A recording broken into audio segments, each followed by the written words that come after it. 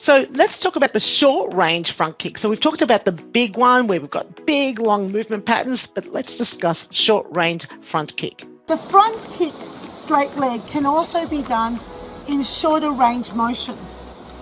When we go to the shorter range motion, we will move a little bit faster. This is where it is different from the big kick.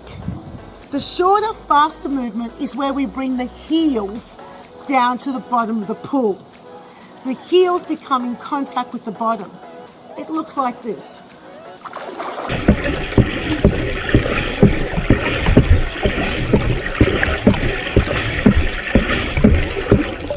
If I try to do it on my toes, the feeling is very, very different.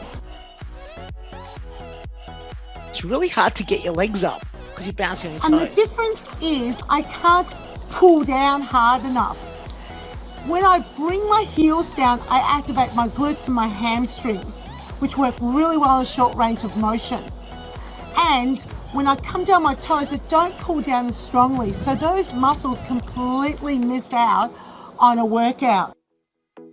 And it's also really difficult to do the bouncing on your toes and kicking to the front. Like you just can't kick up very powerfully because you haven't pulled down with any sort of power. And that's something to keep in mind. So big kicks, high kicks on your toes, short, fast kicks, heels down. And I kept the sound there so that you could actually hear the sort of impact that you can make with the bottom of the pool when you do that, which is great because you're actually driving that heel down. And when we drive the heel down, the heel bone or calcaneus in the heel actually gets a bit of impact, which is fantastic for maintaining bone mass. But what's the difference between the front high kicks and the short range foot action? With your footwork, you want to make sure that you indicate to your clients to flat foot.